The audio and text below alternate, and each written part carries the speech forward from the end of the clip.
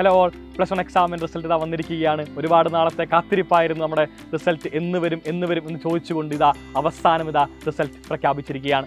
Result വന്നതിന് ശേഷം ഒരുപാട് വിദ്യാർത്ഥികളാണ് ഞങ്ങൾക്ക് മെസ്സേജുകൾ അയച്ചുകൊണ്ടിരിക്കുന്നത്. അവരുടെ സന്തോഷം പ്രകടിപ്പിച്ചുകൊണ്ട് ഞങ്ങളെല്ലാവരും തന്നെ അത്രമേൽ ഹാപ്പിയാണ് നിങ്ങളുടെ റിസൾട്ടിൽ. അതിലെന്തായാലും നിങ്ങൾ അത്രമേൽ വർക്ക് ചെയ്തുകൊണ്ടാണ് ഈ കാണുന്ന റിസൾട്ട് എല്ലാ വിദ്യാർത്ഥികൾക്കും ലഭിക്കാനുള്ള പ്രധാനപ്പെട്ട ഒരു കാര്യമെന്ന് പറയുന്നത്.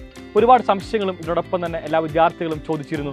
എങ്ങനെയാണ് നമുക്ക് പാസ് മാർക്ക് കാൽക്കുലേറ്റ് ചെയ്യാൻ വേണ്ടി സാധിക്കുക, എങ്ങനെയാണ് എൻ്റെ ഗ്രേഡ് നിർണ്ണയിക്കാൻ വേണ്ടി സാധിക്കുക, A+ ആണോ, A ആണോ, B+ ആണോ, B ആണോ എന്നെല്ലാം ചോദിച്ചുകൊണ്ട് ഒരുപാട് വിദ്യാർത്ഥികൾ ഞങ്ങൾക്ക് മെസ്സേജ് അയക്കുകയും ഉണ്ടായി. സോ ആ കാണുന്ന ഒരു ഡീറ്റെയിൽഡ് വീഡിയോ ആണ് നിങ്ങളുടെ മുമ്പിലേക്ക് ഈ ഒരു വീഡിയോ കൊണ്ട് ഞാൻ ഉദ്ദേശിക്കുന്നത്.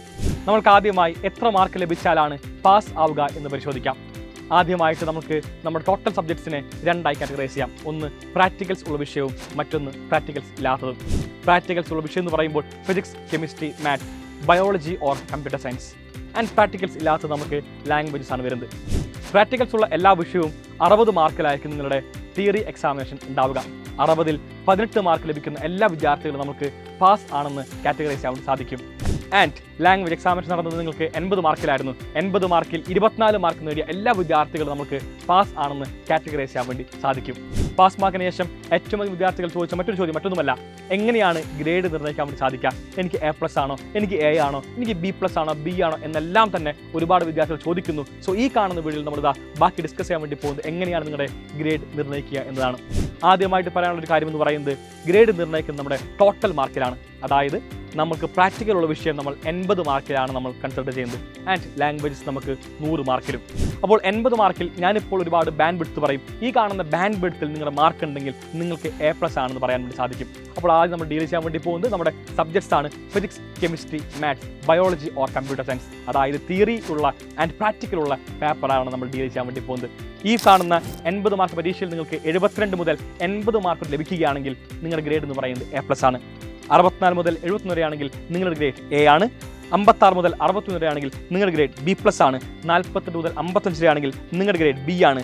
40 മുതൽ 47 വരെയാണെങ്കിൽ നിങ്ങളുടെ ഗ്രേഡ് C+ ആണ്. 32 മുതൽ 39 വരെയാണെങ്കിൽ നിങ്ങളുടെ ഗ്രേഡ് C ആണ്. ആൻഡ് 24 മുതൽ 31 വരെയാണെങ്കിൽ നിങ്ങളുടെ ഗ്രേഡ് D+ ആണ്. സോ ഈ കാണുന്നതിന്മേൽ എല്ലാവരും ഒരു നോട്ട് തയ്യാറാക്കുക. ആൻഡ് നിങ്ങളുടെ ഗ്രേഡ് ഏതാണെന്ന് നിങ്ങൾക്ക് ഇപ്പോൾ തന്നെ വളരെ സുഖമായിട്ട് തന്നെ നിർണ്ണയിക്കാൻ വേണ്ടി സാധിക്കുന്നതാണ്.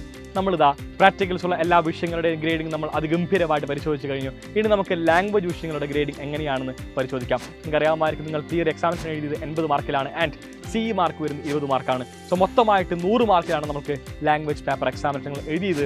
സോ ഇതാണ് നമ്മുടെ ഗ്രേഡിംഗ് സിസ്റ്റം വരുന്നത്. 90 മുതൽ 100 മാർക്ക് വരെ നേടുന്ന എല്ലാ വിദ്യാർത്ഥികൾക്കും നമുക്ക് A+ ആണെന്ന് പറയാൻ വേണ്ടി സാധിക്കും. ആൻഡ് കറസ്പോണ്ടിങ്ങിൽ എല്ലാ ഗ്രേഡിങ്ങും എല്ലാ മക്കൾക്കും കാണാൻ വേണ്ടി സാധിക്കുന്നുണ്ട്.